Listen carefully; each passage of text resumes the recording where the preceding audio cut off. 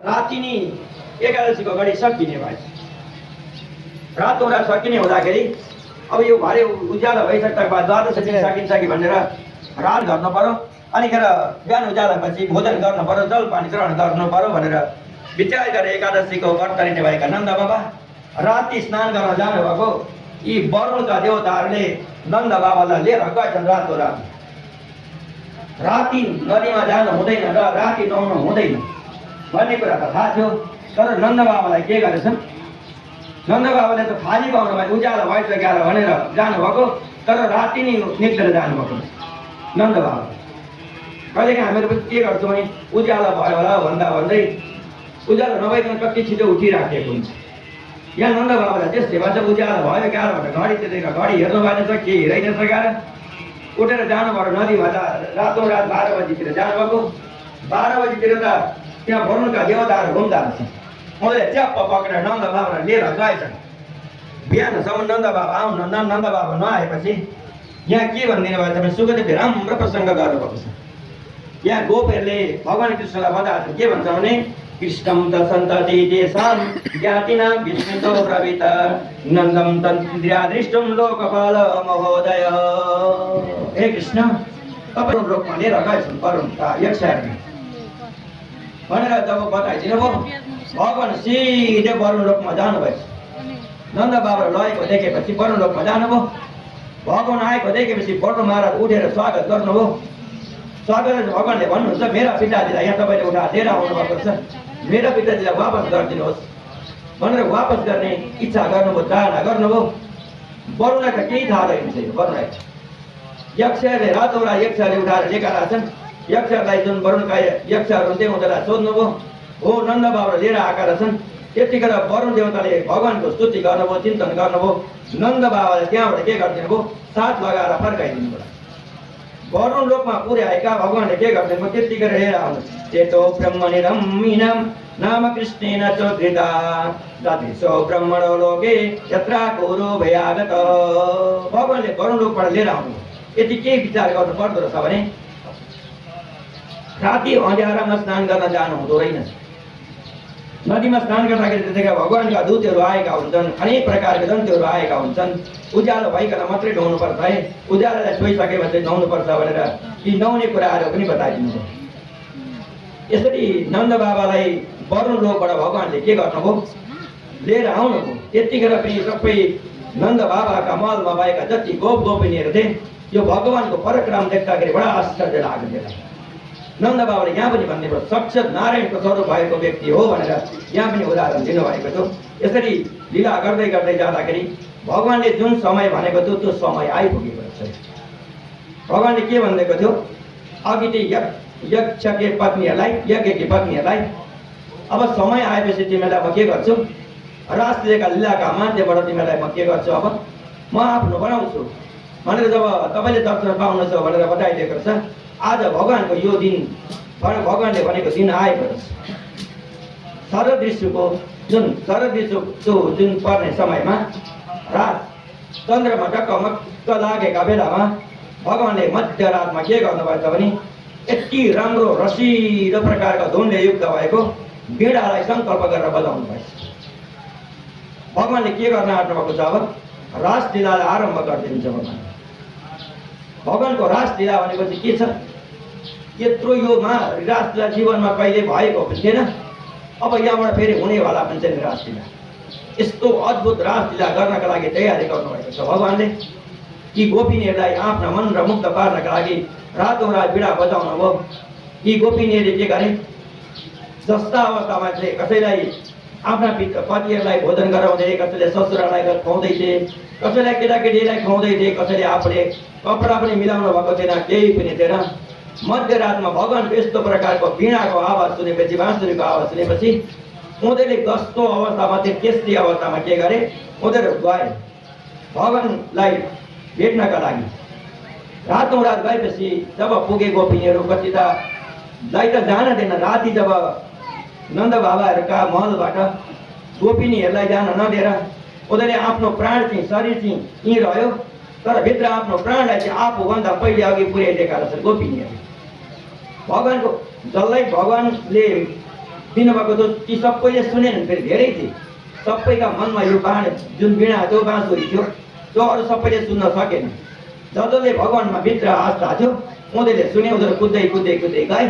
जब गएपछि भगवान्ले वीणा बजाउँदै थियो, बाँसुरी बजाउँदै हुनुहुन्थ्यो, त्यहाँ सबैलाई भगवान्ले स्वागत गर्नु के भन्नुहुन्छ? स्वागतम वो महाभाग प्रियम मे करवाणी च व्रतस्यानाय मुखसे वृता गमन कारण। भगवान्का सामनेमा पुगेपछि भगवान्ले त स्वागत गर्नुभयो, तर स्वागत गरेपछि के भन्नुहुन्छ? तपाईँहरू किन आउनुभएको? राति हुँदै के काम पर्यो? तपाईँले म आएकामा स्वागत त गर्छु, तर तपाईँले किन आउनुभएको भनेर भगवान्ले यस्तो शब्द सुनाउँदा त गोपिनीहरू त मुर्छा पर्ला जस्ता भएका। गोपिनीहरू भगवान्ले कति राम्रो सुमाउँदो वीणा बजाउँदा गएका थिए, तर भगवान्ले त मन चोर्नु रहेछ कि गोपिनीहरूको मन। तिमीहरू किन आएका यहाँ? यस्तो राति त स्त्री जाति त एक्लै आफ्ना घरका परिवारलाई छोडेर त आउनु हुँदैन त। यहाँ पतिको सेवा गर्नुपर्छ, सासू ससुराको सेवा गर्नुपर्छ, नानी केटाकेटीको हेरचाह गर्नुपर्छ। तिमीले यसरी आउनु हुँदैन त भनेर जब भनिदिनु भयो, गोपिनीहरूको भित्र मन कोडियो। आज यतिखेर के भनिदिन्छ नन्द बाबाले? हामीले यो कुरा सबै बुझेको छ। यी गोपिनीहरूले भनेका कुराहरू के भन्नुहुन्छ? सबै तपाईँले जे भन्नुभयो, पतिको सेवा गर्नुपर्छ, सासू ससुराको सेवा गर्नुपर्छ, केटाकेटीको सेवा गर्नुहुन्छ, यो कुरा तपाईँले जुन गर्नुभयो त्यो कुरा हामीले बुझेका हौँ, नबुझेका होइन। तर हामीले एउटै कुरा उदाहरण दिनुहोस्, एउटा कुरामा हामी तपाईँलाई सोध्छौँ, त्यसको उत्तर दिनुहोस्, अनि हामीहरू जानुपर्ने हो कि जानुपर्ने होइन, तपाईँले त्यसको निर्णय गर्नुहोस् भनेर एउटा उदाहरण खोज्नु। तर यो भागवतमा चाहिँ छैन, तर महात्मा विद्वानले यस्तो उदाहरण गर्नुहुन्छ। यो चाहिँ उदाहरण भागवतको उदाहरण चाहिँ होइन। हामी भागवतदेखि बाहिर गएका छौँ, तर यो उदाहरण म तपाईँलाई एउटा सुनाउँछु। यी गोपिनीहरूले भगवान्सँग के उदाहरण सोध्नु भएको छ भने, भर्खर विवाह गरेका दम्पत्ति रहेछन्, भर्खर विवाह गरेका। भर्खर विवाह गरेपछि ती पुरुष चाहिँ पति चाहिँ कतै यात्रामा निक्लिनु पर्ने परेछ। यो चाहिँ कथा भागवतको होइन है, सुन्नु बुझ्नु मात्रै यसलाई। जानुपर्ने हुँदाखेरि पत्नीसँग भनेछन् तिनले, ती पतिले, ए प्रिय, अब म अलिबेरका लागि यहाँबाट कतै जानुपर्ने छ, तिमीले घरको राम्रो हेरचाह गर्नु है भनेर जब बताए, त्यतिखेर भर्खर विवाह गरेकी पत्नीले के भनिन् भने, म त हजुरलाई त एकछिन देखिनँ भने पनि मेरो त मन मान्दैन। अब हजुर त धेरै बेरका लागि बाहिर जाँदै हुनुहुन्छ अनि मेरो मन त कसरी मान्छ र? अब तपाईँ नआउँदैसम्म मैले के हेरेर बस्नु भन्दाखेरि नवपुरुषले के गरेछन् भने, आफू जस्तो एउटा मूर्तिको निर्माण गर्दैछ। मूर्ति है, माटाको मूर्ति, एउटा माटाको मूर्ति बनाइदिएछन् आफ्नो। तिमीले म नआउँदैसम्म के गर्नु? यिनीहरूलाई खुवाउनु, मेरो पूजा गर्नुपर्नेमा यिनीहरूलाई पति सम्झेर पूजा गर्नु, स्नान गर्ने बेलामा स्नान गराउनु, सबै मलाई नै सम्झेर तिमीले पूजा गर्नु भनेर सम्झाएछन्। यी पतिले केमा पूजा गर्नु? मूर्तिमा। आफू जस्तो एउटा मूर्तिलाई सम्झेर यिनै मेरा पति हुन् भनेर पूजा गर्नु भनेर सम्झाए। पति बाहिर निस्केर गएपछि के गरिन् उनले? जब आफूले खानुभन्दा पहिले पतिलाई भोजन गराउनु पर्ने, पतिले लगेर त्यो मूर्ति बनाएका जुन पतिको मूर्ति थियो त्यो मूर्तिमा लगेर पहिले खुवाउँदिरहेछन्। अनि बेलुका आरती पनि गरिदिरहेछन्, पतिको आरती गर्दा। अब हामीले भगवान्को आरती गर्दाखेरि के भन्छौँ? ओम जय जगदीश हरे प्रभु जय जगदीश हरे, भक्त जनों के संकट क्षण में दूर करे, ओम जय जगदीश हरे। हामीले यसरी पूजा गर्छौँ भगवान्को। तर उनले के गरेछन् भने आरती लिएर ओम पति देव हरे। अब पतिको पूजा गर्दै गर्नु भगवान् त भन्नु भएन नि त। अब कति प्रकारका बनाएको थियो, ओम जय पति देव हरे, यसरी आरती गर्दैछन्। पतिको आरती गर्ने, भगवान्को पूजा सकेका पछाडि अनि मात्रै आफूले भोजन गर्ने। पति घरमा छैनन्, पतिलाई पूजा गरिन्। सधैँ नै यस्तै प्रकारले पूजा गर्दै रहेछ। अब यसरी पूजा गर्दै गरेकी पत्नी सटेको आफू पनि परदेशबाट घुमेर आइपुगेछन्। अब आइपुगेपछि ढोकामा आफ्ना पतिलाई भित्र आफूले मूर्ति बनाएका मूर्तिमा पूजा गर्दै गरेका बेलामा बाहिर आएर ढोका ढकढक्याउनु भयो भने अब बाहिर आएर पतिलाई लिएर भित्र जाने कि त्यो पतिको मूर्ति बनाएका मूर्तिमाथि पूजा गरिराख्ने हो, त्यसको मलाई उत्तर दिनुहोस् न भनेर यी गोपिनीहरूले भगवान्लाई सोधेछन्। जब पति बाहिर आएर कोही दोइलामा डक्टर ड्याउ हुँदै हुन्छ, डक्टर गएर बोलाउँदै हुनुहुन्छ, त्यतिखेर चाहिँ त्यही भित्र मूर्तिमा पूजा गर्ने कि पतिलाई, आफ्ना पतिलाई चाहिँ भित्र लिएर जाने भन्दा हे मूर्ख, त्यति त तिमीहरू पनि जान्नुपर्छ नि हो। आफ्नै पति नै सिधै आउँदैछ त्यो मूर्तिमा के को पूजा गर्छ, भित्र लिएर जानुपर्छ नि भनिदिएपछि ए तपाईँकोबाट त्यति नै सुन्न चाहेका छौँ हामीले। त आज हामी कसलाई भेट्न आएका? पतिका पनि पति, भगवान भनेको को? हामीले पतिको व्यवहार गर्न जानेका छौँ। आज जसले पतिले पनि तपाईँलाई नै पूजा गर्छौँ भने पतिका पनि पतिलाई हजुरलाई हामीलाई भेट्न आएका हौँ। यदि हामीलाई जा भन्नुहुन्छ भने त अब यसको उत्तर तपाईँले दिनुहोस् भनेपछि भगवान्ले बुझ्नु पर्ने कुरा। यदि पति बाहिर आएर उभिएका छौँ नै मूर्तिलाई पूजा गरिँदैन, पतिलाई लगेर के गरिन्छ? भित्र सम्मान गर्नुपर्ने, पूजा गर्नुपर्ने गरिन्छ भने हामीले पतिलाई सेवा गर्ने हामीले व्यवहार जानेका छौँ। तर पतिका पनि पति परमात्मालाई हामीले के गर्न आएका, भेट्न आएका हौँ। अब यहाँ त हामीले त के गर्छ भने यदि पादो पदम न चलदस्तव पादमूलात् यामं कथं प्रथमतो करवाम किं ते। अहिले अब त हामीलाई त तपाईँलाई देखिसकेपछि त हामीहरूको एउटा पाइलो पनि अगाडि सर्नेवाला छैन। आज भगवानको दर्शन गर्न पाएका गोपिनीले कस्तो भाव विह्वलले भने के भन्दैका थिए? भगवान्ले के भनिदिनु भएको? जाऊ घर जाऊ, पतिको सेवा गर भनेको छ नि। भगवान्ले त के भनिदिनु भयो? सबै उदाहरण दिएपछि अब भगवान्ले फेरि बुझ्नुभयो हामीको त पाउ जाँदैन। ए पाइलो पनि आज अब तपाईँदेखि बाहिर जानेवाला छैन। पतिका पनि पति परमात्मासँग भेट भएका यी गोपिनीहरूले राम्रो प्रकारको यो कुरा गर्नुभयो। अब यतिखेर भगवान्ले बुझ्नुभयो, भगवान्ले बुझ्नुभयो यिनीहरूको जेवा पनि अलिकति मान्छे शुद्ध रहेछ, पवित्र मलाई चिनेका रहेछन् क्या भनेर भगवान्ले के गर्नुभयो? यमुनाका किनारमा बालुवामा रास रचाउनुभयो। रास रचाउने कुरा गर्नुभयो। कस्तो स्वरूपमा? गोपिनीलाई सबैले वरिपरि लगाउनु भयो। भगवान्का त अनेक प्रकारका अब लीला छन्। भगवान्ले एउटी गोपिनीका को हात आफूले समातेको छ। प्रत्येक गोपिनी जति छन् यी गोपिनी प्रत्येकका हातमा भगवान्ले समाउनु भएको छ। भगवान् त एक देखिनुहुन्छ नि, तर रूप अलग अलगै थिए। त्यतिखेर रास रचना थाल्नुभएको कचिन्दुपन्थी कल्याणी गोविन्दम प्रियते जनात यस्य दृष्टारणतासे प्रेम बहुफल लोचनात। गोपिनीहरूलाई यसरी आफूले हात समातेर जब रासलीला गर्दै हुनुहुन्थ्यो, त्यो रासलीला गर्दै गरेका बेला गोपिनीका मनमा एउटा नराम्रो प्रकारको आएछ अहङ्कार। कस्तो अहङ्कार आएछ?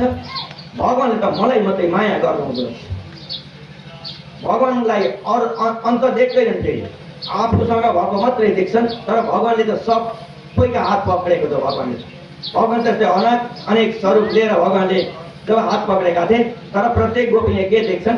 मलाई मात्रै समातेको छ। अर्काले पनि भगवान्ले मलाई मात्रै मेरो हात पक्रेको छ, भगवान्ले मलाई मात्रै माया गर्नुहुँदो रहेछ। सबैका मनमा यही भावना आएछ। भगवान्ले यो कुरा बुझ्नु भएछ। जब भगवान्ले यो कुरा बुझ्नु भएछ, ए यिनीहरूको त मन शुद्ध भइसकेको रहेनछ भनेर भगवान्ले त्यतिखेर के गर्नुभयो? अन्तर्ध्यान हुनुभयो। भगवान् हराउनुभयो। त्यहाँबाट जहाँ रासलीलाको माध्यम चल्दैछ त्यहीँबाट भगवान् के गरिदिनु भयो? अन्तर्ध्यान हुनुभयो। त्यतिखेर अन्तर्हिते भगवतो सासै व्रजाङ्गना अतप्यतक्षं क्षणमां करिष्यति। तत्कालै भगवान्ले के गरिदिनु भयो? जसका हृदयमा मलाई चिन्ने शक्ति छैन, यस्तो प्रकारको डहा हारिस भएका हृदयले यिनीहरूले भगवान् प्राप्ति गर्न सक्दैनन् भनेर भगवान् त अन्तर्ध्यान हुनुभएको थियो। त्यतिखेर जब अन्तर्ध्यान हुनुभयो, यिनीहरू त त्यहाँ डाको छोडेर रुन थाले। डाको छोडेर रोइ अब भगवान्लाई त्यतिखेर उनीहरू खोजी गर्न थाले। खोज्दै जान्छन्। अब त्यो जङ्गलमा सबैतिर गएर कसलाई खोज्यो भने अब त्यहाँ भएका बुट्टालाई सोध्छन्, वृक्षलाई सोध्छन्, रुखलाई सोध्छन्। जे जति प्रकारका रुख थिए नि उनीहरूलाई ती प्रत्येक ठाउँमा गएर सोध्दै गए। सोध्दै जाँदा तुलसीको पनि एउटा मूर्ति रहेछ, मोठ रहेछ। तुलसीलाई पनि गएर सोधे, हे तुलसी, तिमीले हामीका प्राणलाई देख्यौ, हामीलाई छोडेर कहाँ जानुभयो तिमीले देख्यौ? यो वन जङ्गलमा भगवान्का पहिल्याउँदै गएका रहेछन्। उनीहरूलाई सोध्दै जाँदाखेरि कसैले भन्ने तुलसीले पनि भन्दिनन्। उनीहरू तुलसीसँग रिसाई हामीकी सौदा किन भन्थे तिमीले भने डाहा गरे। धेरैसँग सोध्दै जाँदाखेरि गायन्त उच्चै उपमेव संहिता बिजन्त युक्तं तमवाद सम्बना प्रपचुराकाशवदन्तरं बहिर्भूतेषु सन्तं पुरुषं वनस्पतिः। यी वनस्पतिहरूलाई रुखबुटलाई सोध्दै जाँदाखेरि कसैले पनि भन्दैनन्। नभनिदिएपछि अलिक पर जाँदै थिए, त्यहाँ भगवान्का पाइला त हुँदो रहेछ। देख्दै थिएँ अलिक पर पुगेपछि त अर्की एउटी गोपिनीका पाइला पनि देखेछन्। गोपिनीका पाइला ल उनीहरूलाई देखेर छक्क परे।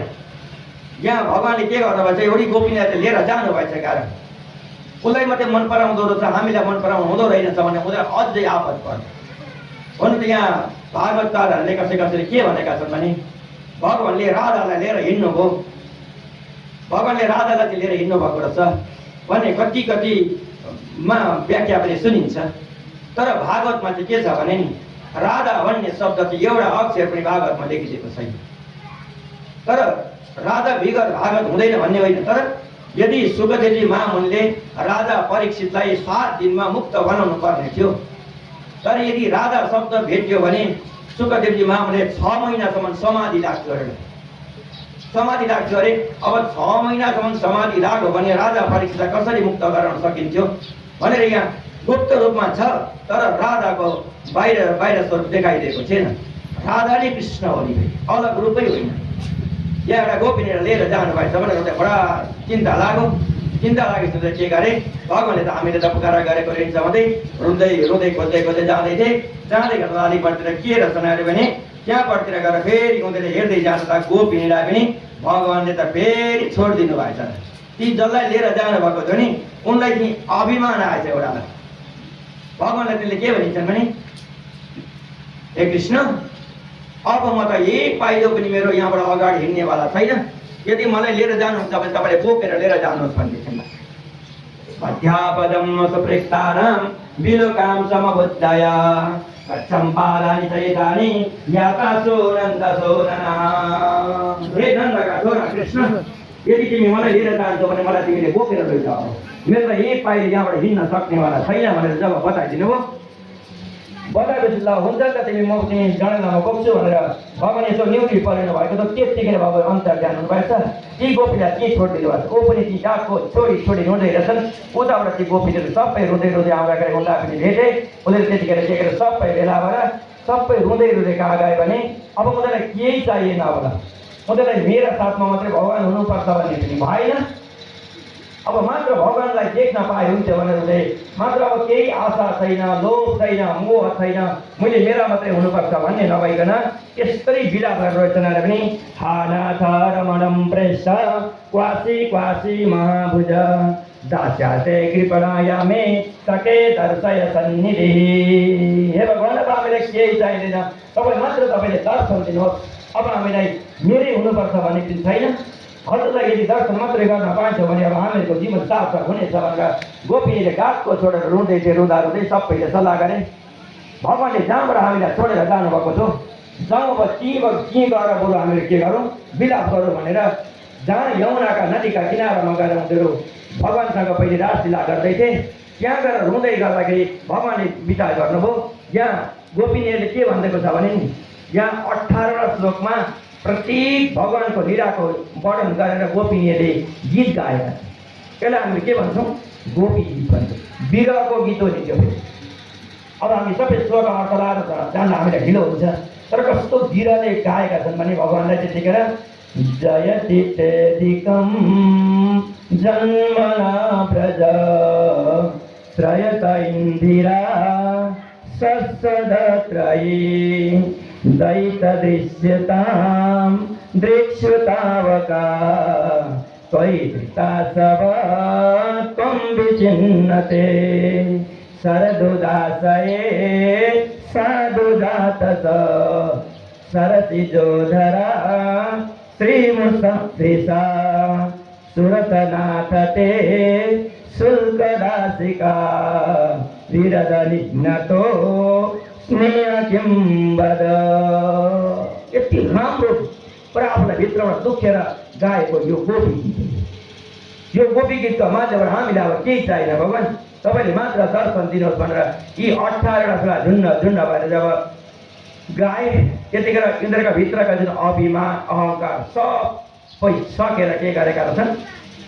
यता सकिएको रहेछ। त्यतिखेर चाहिँ मात्र भगवान्का दर्शन गर्न पाइयो भने हुने भयो भनेर विचार गरेर हुँदैले भगवान्को यस्तो राम्रो स्तुति गरे।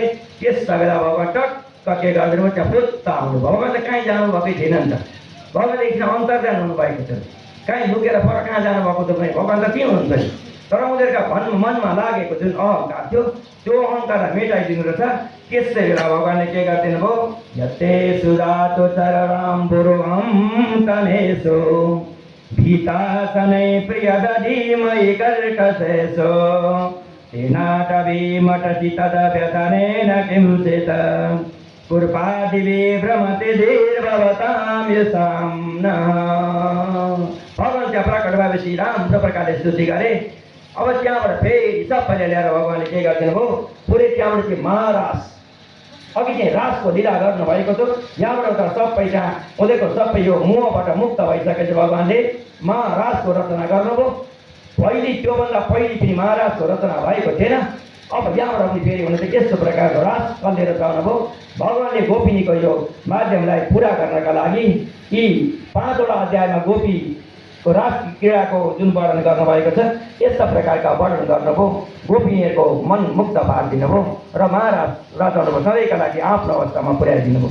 त्यसरी भगवान्ले रासका लीलाहरू गर्नुभयो। बिरामा परेका इन्द्रलाई सान्त्वना दिँदै दिँदै गर्नुभयो। त्यहाँबाट फेरि नन्द बाबाहरूका मलबाट भगवान् जाँदै हुन्छ, शङ्खचूर्ण नाम गरेको दैत्य आएछ।